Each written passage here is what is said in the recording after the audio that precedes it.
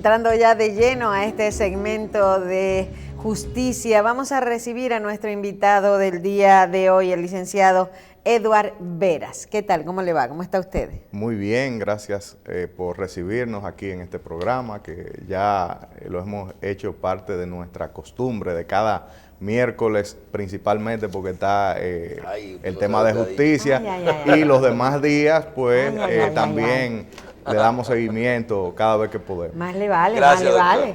Hay que decir que el doctor es el abogado de Conrad Pitaluga, ¿verdad? Así es, uno de Uno de ellos. los abogados del doctor Conrad Pitaluga, porque imagino que el doctor tiene su defensa, ¿verdad? Sí, así es un equipo conformado por profesionales muy capaces, de muy buena reputación. Santiago Rodríguez Tejada, Eric Raful Pérez, Manuel Rodríguez, Conrad Pitaluga Vicioso, un servidor, Joaquín Zapata, en fin, un equipo... ¿Cómo se dice? Una barra de abogados. Así que lo establece, eso iba a decir, que la nueva ley del Colegio de Abogados ya no le llama bancas de abogados, sino barras de abogados. Así es. Entonces ustedes son los abogados del abogado. Los abogados del abogado. Qué difícil debe ser, ¿verdad? Y además es un gran reto porque se trata de una persona que conoce muy bien la ley. Es una persona que para hablar con él no se puede ir a inventar ni a improvisar. Es una persona muy capaz y sumamente consciente de lo que se está discutiendo. Conrad Pitaluga es, desde mi punto de vista, uno de los abogados más capaces del país. Y no solamente más capaces, sino un individuo con un trato afable, es un caballero, Así es. además.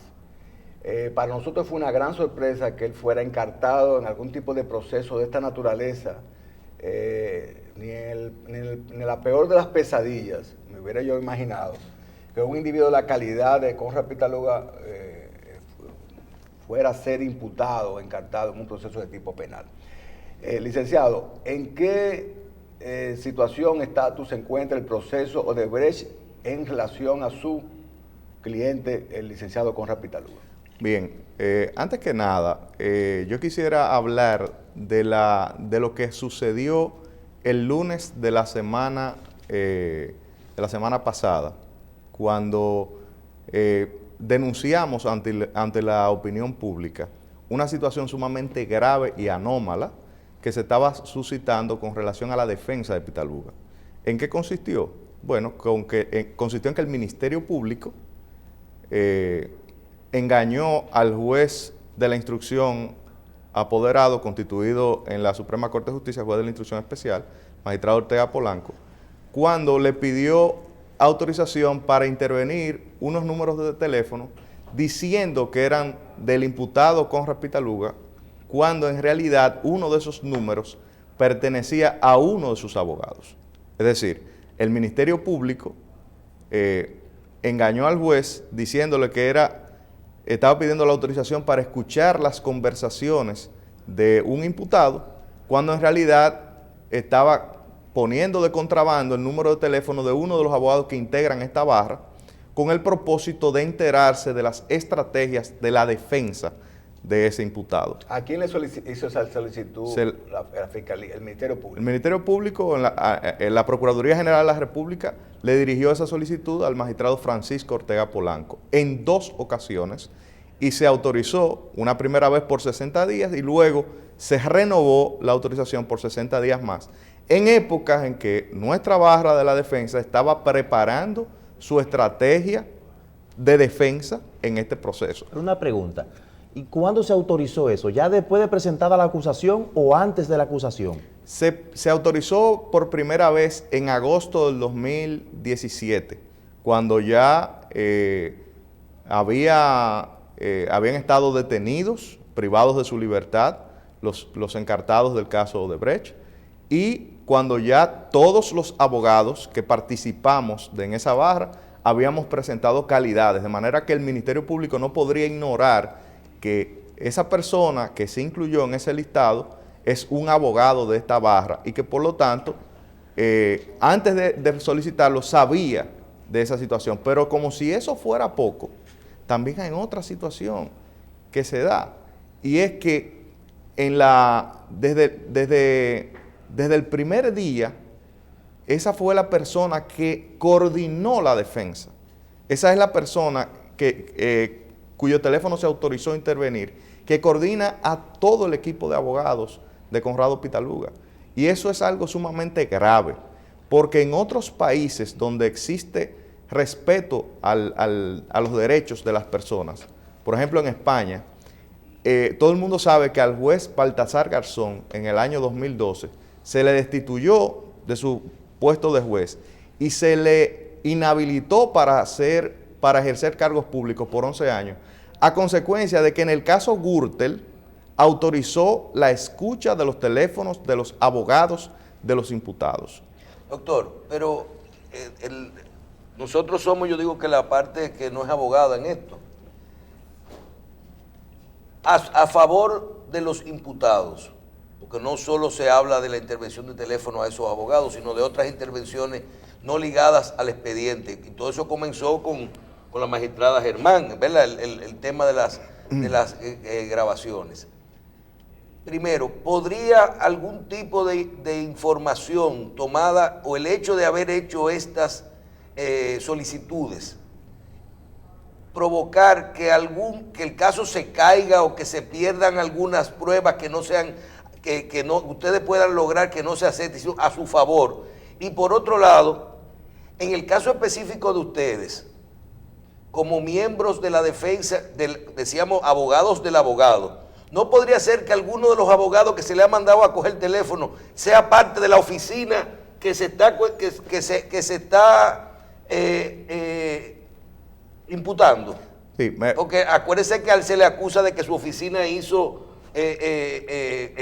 negocios o facturó unos servicios a uno de los imputados.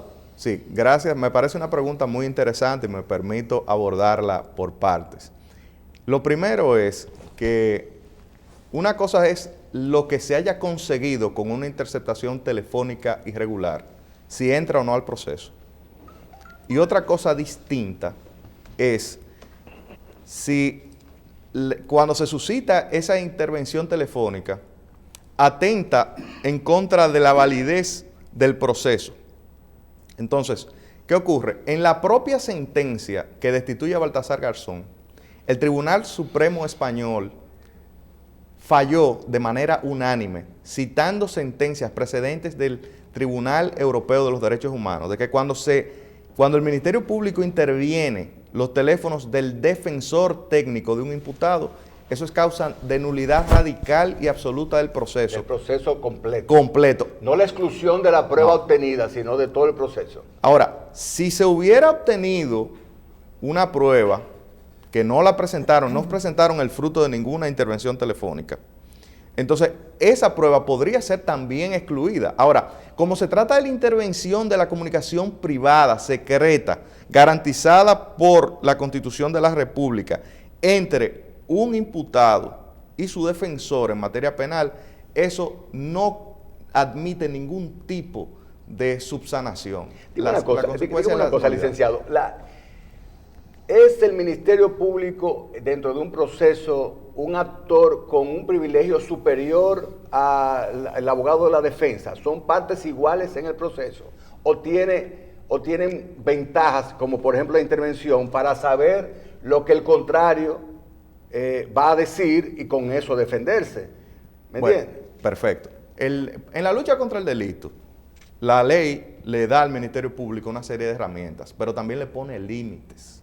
El Ministerio Público... Ese es el Ministerio Público. O sea, ustedes como abogados no pueden pedirle a un juez que le autorice la intervención de un teléfono. Nosotros no podemos pedirle a ningún juez que nos autorice la intervención de un teléfono. Tienen que hacerlo a través del Ministerio Público. No podemos. Tampoco. Y ya quisiéramos nosotros escuchar y saber lo que el Ministerio Público está planeando. O lo que dicen los otros abogados de la otra barra. Lo que piensan del juez, lo que piensan de nuestra defensa, lo que piensan del expediente como tal.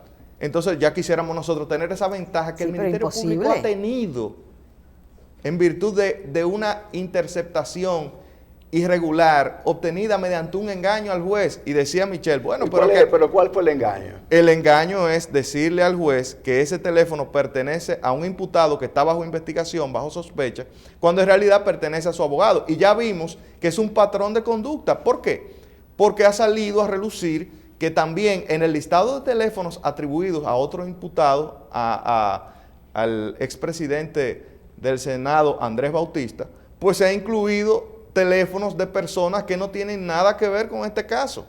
Tal ocurrió con una viceministra del actual gobierno. O Susana Sí, Gotró. yo no tengo el privilegio de conocerla, pero precisamente de ella se trata.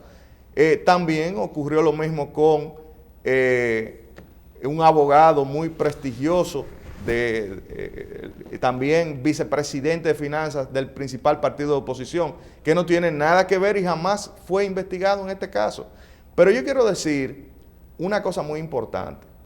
Se dice, bueno, pero lo que pasa es que las personas vinculadas a esos imputados podían ser investigadas.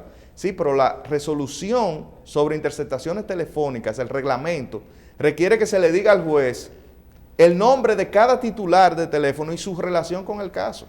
O sea, no es decir, mira, todos estos teléfonos son relacionados con Juan Pérez, sino tú tienes que decir, mira, fulano de tal también está relacionado con el expediente y él es el dueño de ese teléfono. Por tal sospecha y por tales indicios, yo le solicito al juez que me autorice a que lo intervenga el teléfono, pero no meterle de contrabando números de teléfono de tercera persona, que ya vimos que eso es una práctica que se está utilizando con el propósito de intervenir teléfonos de personas que no tienen ningún tipo de pendencias con la justicia penal. Licenciado, mire, usted y yo conocemos perfectamente las consecuencias jurídicas que en países donde las instituciones funcionan tiene este tipo de intervención. De hecho, hay doctrina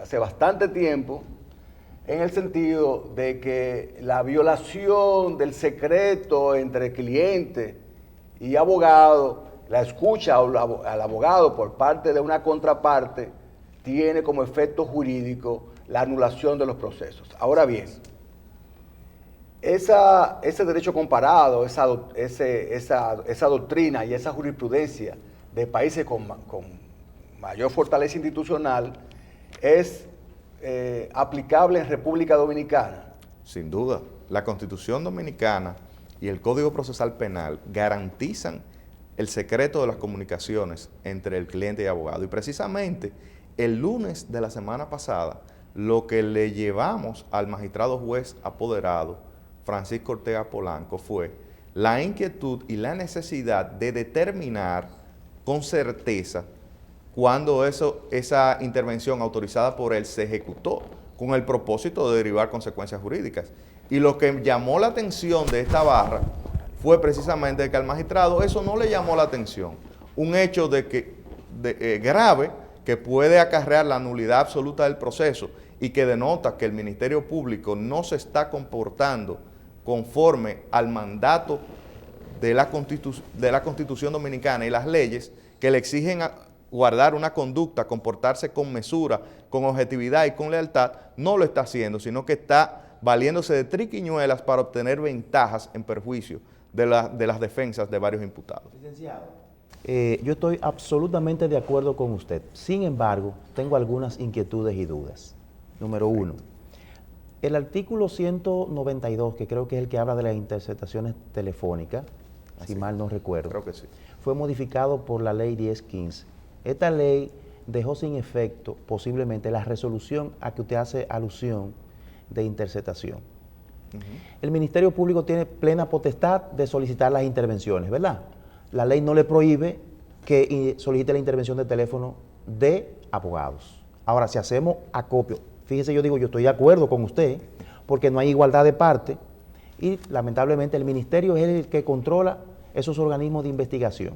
Ahora, mi pregunta es, ¿en qué momento se dieron la solicitud de interceptación telefónica a los teléfonos de uno de los abogados de la barra, en este caso de la barra a la que usted pertenece, el licenciado Corra Pitaluga? ¿En qué momento se dieron? ¿Fueron antes de la presentación de la acusación en el proceso de investigación o fue posterior a la investigación o existieron dos solicitudes?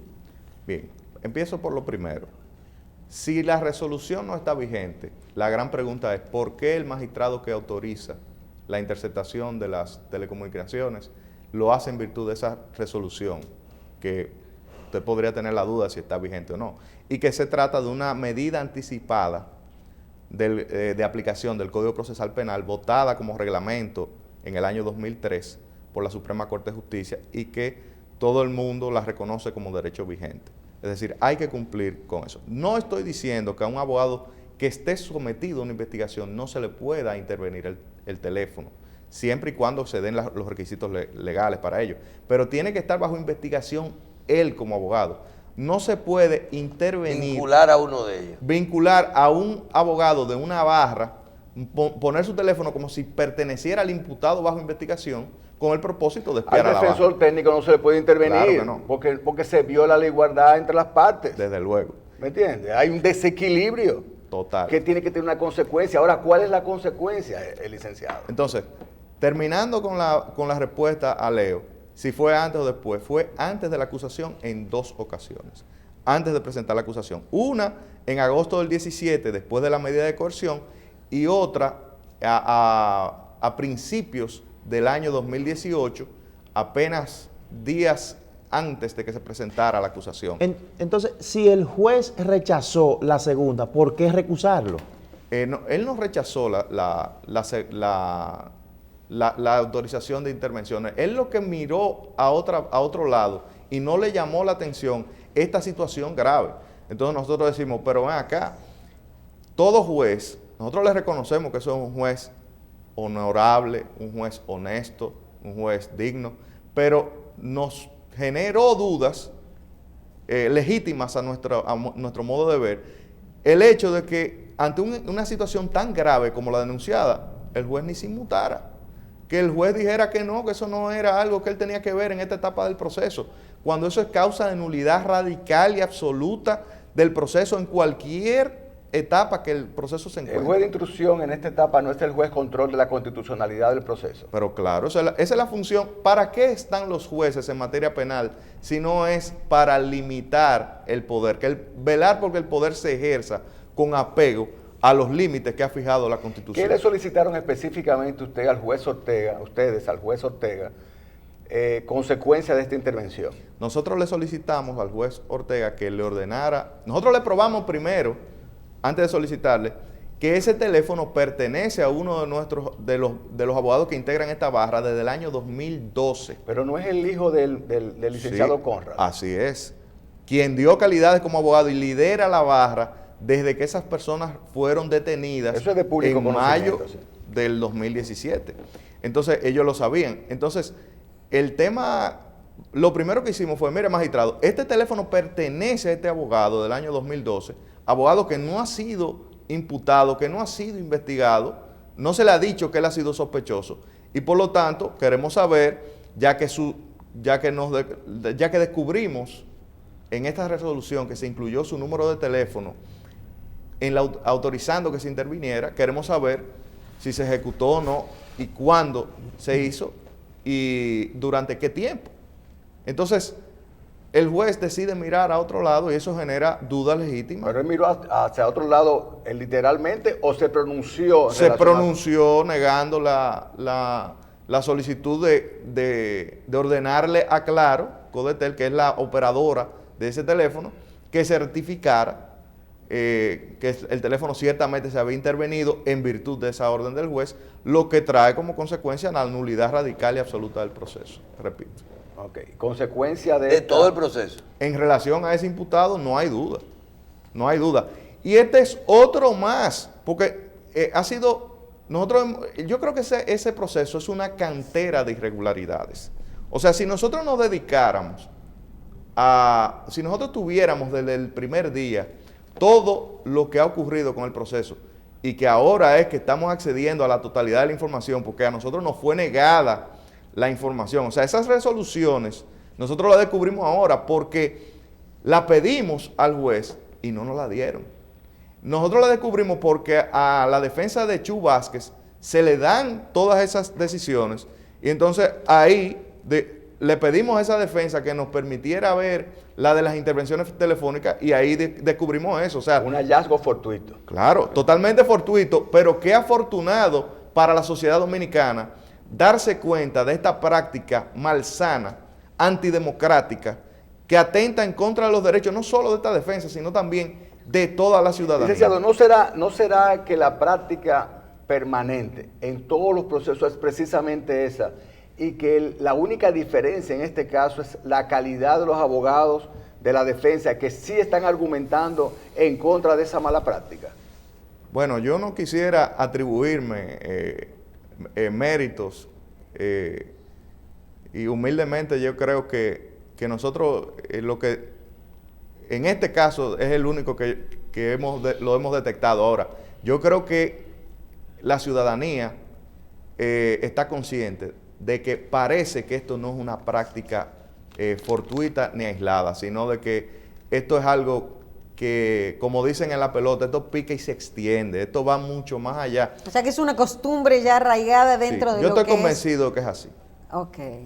Yo estoy convencido que es así y que si un aporte humilde podemos hacer a esta sociedad ejerciendo esta carrera es aireando esto, porque yo estoy seguro que ninguno de los televidentes estaría de acuerdo con que su número de teléfono se lo incluyan en una resolución de interceptación y que usted tenga eso incluso en su alcoba, con su pareja, con sus hijos, en la intimidad de su hogar. Usted no quiere que el poder público esté fisgoneando en sus actividades privadas. Si usted no es objeto de una investigación, no hay sospecha legítima de usted para que se ordene la interceptación de sus telecomunicaciones. Claro, claro. ¿Cuáles fueron los motivos de recusación del juez Ortega por parte de ustedes?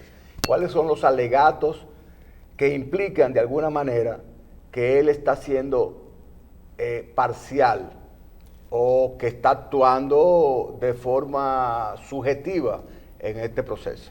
Bueno, yo quiero decir que nosotros nos cuidamos mucho de hacerle saber al juez que en lo personal nosotros no tenemos ningún inconveniente con él. Nosotros lo que recusamos fue en base a una actividad procesal, a una decisión que él tomó, que nos parece que él se apartó al tomar esa decisión de su rol como garante de la Constitución y las leyes. Porque ante una situación tan grave, repito, no había otra salida que esclarecer la verdad en este proceso para tomar la decisión que procede a partir de que se certifique que esa intervención ocurrió, que no es otra que la nulidad del proceso y la sanción, porque aquí los funcionarios públicos tienen que saber que la ley les impone deberes, no solamente facultades, y que al violar la ley, aquí se comprometió la responsabilidad individual de los funcionarios del Ministerio Público que a sabiendas hicieron eso.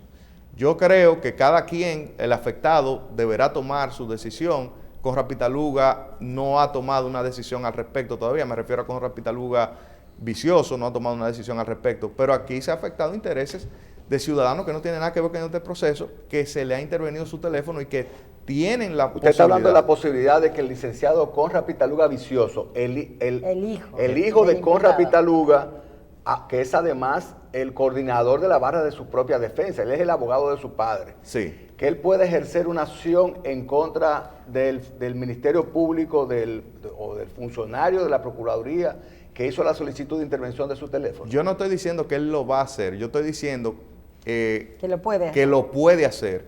Él no me ha comentado que tenga la intención de hacerlo, pero yo particularmente y de manera responsable digo que él sí tiene un caso y que él puede llevar ese caso a los tribunales. Mire, yo entiendo de alguna manera, como abogado, yo no puedo desprenderme de mi condición de abogado. Entiendo de alguna manera que usted tenga la prudencia en el manejo de la relación con el juzgador. Eso es correctísimo. Ahora bien, un error en criterio de un juez o un error procesal en un juez se ataca mediante vías recursivas. Pero la recusación no tiene nada que ver con criterios cerrados en la aplicación o interpretación de la ley por parte de un juez. La recusación tiene que ver con la intimidad del juez y su parcialidad o imparcialidad al momento de aplicar la ley. Entonces, ¿cuáles son los motivos por los cuales ustedes entienden que ese juez en su intimidad no está actuando de forma imparcial? Muy buena pregunta. Yo estaría de acuerdo en un 90% con eso de que una decisión no es causa de recusación. Ahora bien, como dicen en mi campo, lo mucho hasta Dios lo ve. Y un juez capaz, formado, con la trayectoria de Francisco Ortega Polanco, no es verdad que se iba a perder en un tema tan claro como este. Entonces, cuando el juez tiene un asunto tan claro, tan evidente, frente a sí, yo creo que solo Dios y el juez en lo más íntimo de su conciencia, sabrán los motivos por los cuales él se sentirá presionado o inclinado a arreglarle una más de las tantas pifias en que ha incurrido el Ministerio Público en este expediente. Quizá solamente podría yo especular, y esto no lo digo como miembro de esta barra, sino como ciudadano, su evaluación será en los próximos meses, y ya vimos que un Consejo de la Magistratura con esa integración, con esos miembros y con la manera absolutamente despótica con que ejerce la facultad de evaluar a los jueces de la Suprema Corte de Justicia, puede generar temor en cualquier persona. No digo que sea el caso de él, pero si fuéramos a especular, quizá esa sería una situación que llamaría a que deberíamos de tomar en cuenta. ¿Qué hay de cierto, licenciado, que en este caso, según hay comentarios y rumores, el juez Ortega está sometido a presión de tipo política y presión por parte de la Embajada de los Estados Unidos de Norteamérica para que falle en contra de algunos imputados y se maneje y obvie de alguna manera los procedimientos? Yo no tengo noticias ni tengo base para dar una respuesta en ese orden. Yo solamente ante esa situación esperaría y les rogaría a Dios Todopoderoso que eso no sea cierto y que la justicia dominicana entierre ese tipo que haya enterrado ya ese tipo de ¿Usted cree que eso prácticas. no pasa en República Dominicana? Yo les ruego a Dios que eso no pase, porque la verdad que sería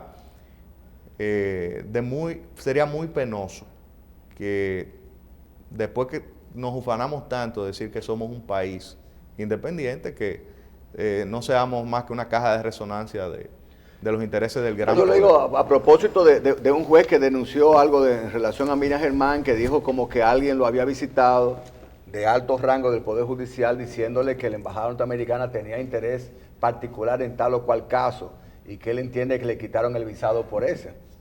Yo no tengo base para opinar al respecto. ¿Cuál es el estado en que está ahora la recusación? Nosotros, supuestamente, las salas reunidas o el Pleno de la Suprema Corte de Justicia se reúne cada jueves.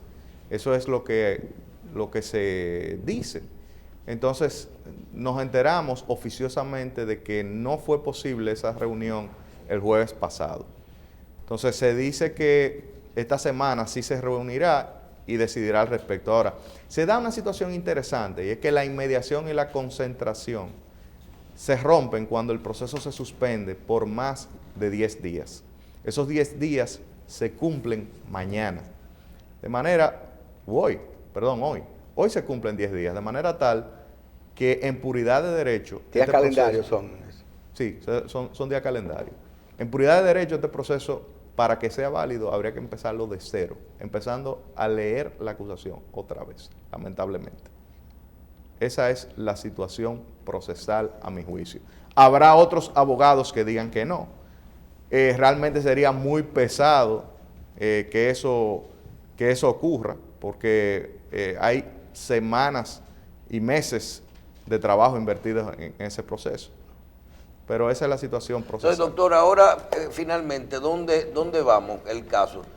suponiendo que esos recursos que ustedes sometieron no sean acogidos, todo continúe, pues ya vimos lo de afuera que se hizo la imputación, se declaró complejo, ahora se leyeron todas las acusaciones, se defendió todo el mundo. Ahora ellos deben de decir si van a juicio o no. Y eventualmente... Porque para mí el juicio comenzó, pero para ustedes no. Bueno, se supone que un juicio preliminar es un juicio a la acusación y a las pruebas. Y eso es una de las cosas que a nosotros nos genera un poco de decepción e incertidumbre, porque se le han dejado pasar muchas deficiencias a la acusación. Y realmente eso nos pone un poquito intranquilos, porque si esto no fuera un proceso donde la atención de la ciudadanía no estuviera tan de cerca en el mismo, yo estoy seguro que los jueces fallarían de otra manera, con más apego al derecho y por menos populismo, con menos populismo. Sí, en un proceso donde inclusive un expresidente se suicidó en Perú, en el caso de Alan García, hay otros presidentes sometidos al mismo tipo de situación, expresidente y funcionarios de alto nivel. El reclamo popular, el reclamo por las redes, esa subjetividad sin base jurídica y sin base fáctica ni siquiera, está pidiendo la cabeza de los imputados. ¿Usted opina de alguna manera que existe la madurez suficiente en el Poder Judicial de la República Dominicana para no dejarse llevar por esa ola y actuar con cierta objetividad? Yo pienso que la República Dominicana ha avanzado mucho en algunos aspectos y ha retrocedido en otros en los últimos años. Y si hay una situación que todo el mundo puede palpar, es el populismo penal. Aquí no se está administrando justicia en todos los casos en base a derecho, sino en base a la marea de la opinión pública, las redes sociales, los medios de comunicación. Entonces, es muy difícil para un juzgador que administra justicia en un caso de ese tipo actuar en base a su conciencia y al mandato de la ley y apartarse de lo que es el deseo de las masas. Ahora, yo lo que quiero decir aquí es lo siguiente.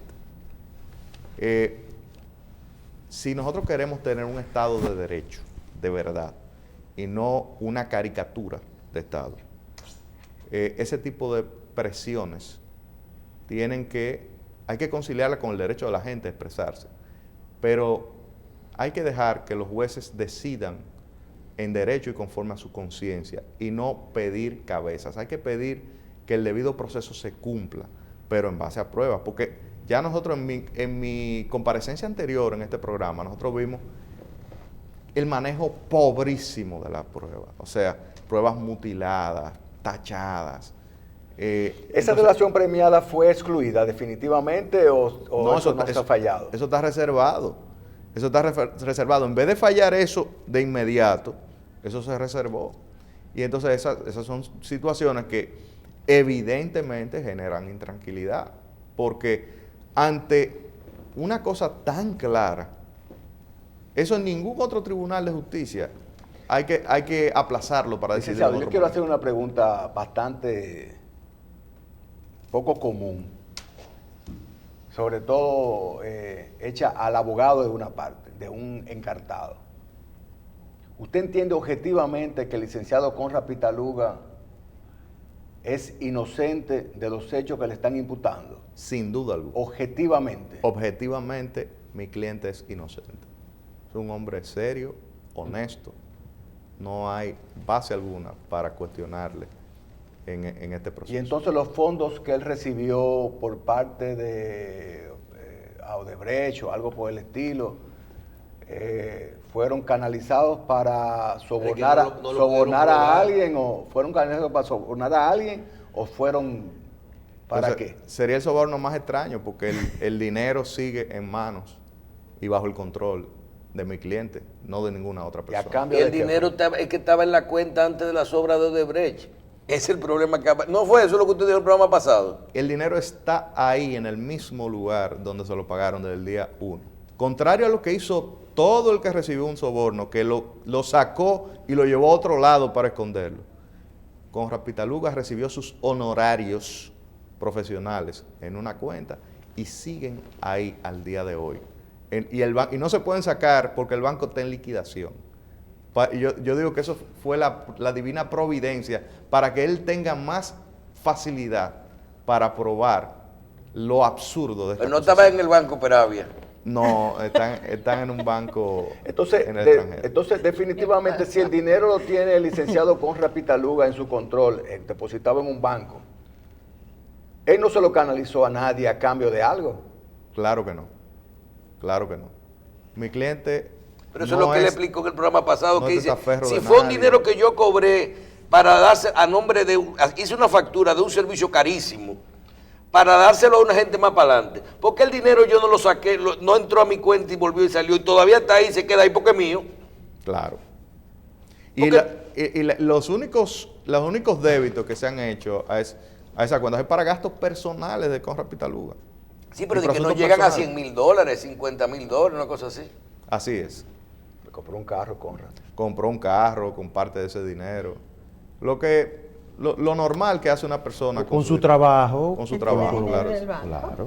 Bueno, el licenciado, nosotros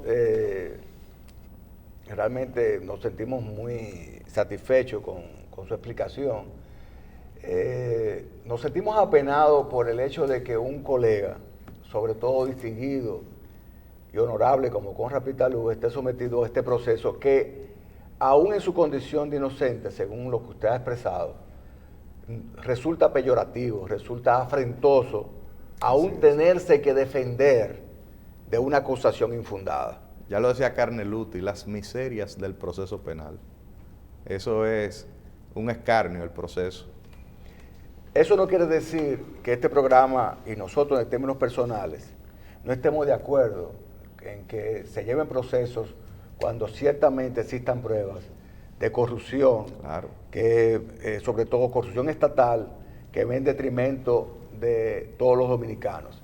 Pero obviamente eso no puede ser, esa lucha contra la corrupción no puede ser una ola que se lleve de encuentro a inocentes.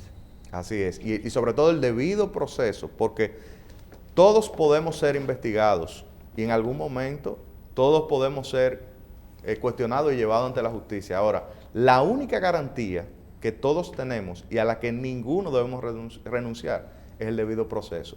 Si a los jueces no le merece credibilidad ni seriedad las garantías, ¿cuál es la diferencia entre un juez y un espantapájaros? ¿Cuál es la diferencia? Realmente nosotros llamamos a que todos los jueces que juraron defender la Constitución y las leyes y hacerlas respetar, lo cumplan con ese mandato. Las garantías no pueden ser un juego. Y aquí se ha atentado gravemente en contra de las garantías de mi cliente. Bueno. No, además usted comenzó bien, usted dijo que usted era el programa los miércoles, usted no tiene problema. El día que más se ve. El Claro. día que más no sabe lo que hizo usted. Pero bueno. Doctor, gracias. Le Gracias damos a las ustedes. gracias al licenciado Eduard Veras, abogado de la defensa de Conrado Pitaluga en el caso Odebrecht. Muchísimas gracias.